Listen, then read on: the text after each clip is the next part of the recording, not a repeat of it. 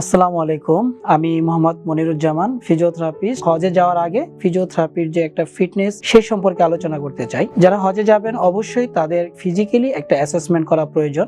যাদের হাঁটু, কোমর, ঘাড়, বিভিন্ন ধরনের ব্যালেন্স, বিশেষ করে যারা হজে যাচ্ছেন সবাই কিন্তু বিশেষ করে আমাদের বাংলাদেশের পার্সপেক্টিভে সবাই বয়স যখন বেড়ে যায় তখনই সবাই হজে যায়। সেক্ষেত্রে তাদের অনেক ধরনের কমপ্লিকেশন থাকে। তাদের হাঁটুতে সমস্যা থাকে, কোমরের সমস্যা থাকে, ঘাড়ের সমস্যা থাকে, ওভারঅল তাদের ব্যালেন্স এবং কোঅর্ডিনেশনের সমস্যা থাকে। তাই বলবো আপনারা হজে যাওয়ার আগে অবশ্যই একজন ফিজিওথেরাপিস্টের পরামর্শ নেবেন। বিশেষ করে ফিজিওথেরাপিস্ট তারা কি ধরনের প্রস্তুতি নিয়ে থাকে, আপনাদের যে ফিটনেস সেটা কি দিয়ে থাকে, যেমন 15 থেকে 20 মিনিট আপনি 1 থেকে 2 সপ্তাহ হাঁটবেন, পরবর্তী 3 থেকে 4 সপ্তাহ 20 থেকে 30 মিনিট হাঁটবেন। এতে আপনার ব্যালেন্স এবং কোঅর্ডিনেশনটা বাড়বে। তারপরে যেটা করতে পারেন যে মাসেলের পাওয়ার কিভাবে বাড়বে, বিশেষ করে যারা হাঁটুতে যাদের সমস্যা আছে তাদের হ্যামস্ট্রিং এবং কোয়াড্রিসেপস এই মাসেলগুলো স্ট্রেংথেনিং এক্সারসাইজ করতে হয়, স্কোয়াট করতে হয়। তারপরে টিপ টু স্ট্যান্ডিং মানে পায়ের গোড়ালির উপর ভর করে দাঁড়ানো, তারপরে এক পায়ের উপর ভর করে দাঁড়ানো। হাঁটু, কোমর বা ঘাড়ের ব্যথায় কষ্ট পাচ্ছেন?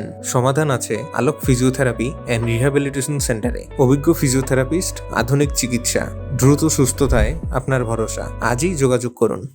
এই ধরনের কাজগুলো করলে কিন্তু তাদের ব্যালেন্স এবং কোঅর্ডিনেশনটা অনেকটা ডেভেলপ করবে। আর যাদের ব্যাক পেইন রয়েছে তারা অবশ্যই কোমরের জন্য কিছু এক্সারসাইজ আছে, back extension exercise, back extension exercise. এই ধরনের এক্সারসাইজ করলে কোমরের ব্যথাটা অনেকটাই কমে যাবে। সর্বোপরি বলবো যে হজ পালনের আগে অবশ্যই একজন ফিজিওথেরাপিস্টের শরণাপন্ন হন। আপনার শরীরকে ফিটনেসে নিয়ে আসুন, তাহলে আপনার হজটা খুবই স্বাচ্ছন্দ্যে এবং সুন্দরভাবে করে আসতে পারবেন। পরিশেষে বলতে চাই, আলোক হেলথ কেয়ার অ্যান্ড হাসপাতাল সুনামের সাথে দীর্ঘ 30 বছর ধরে এই অঞ্চলে কাজ করে যাচ্ছে। তাই পরিশেষে বলবো, আলোকের সেবা নিন, সুস্থ থাকুন। মনে রাখবেন, সুস্থ জীবন সুন্দর পৃথিবী।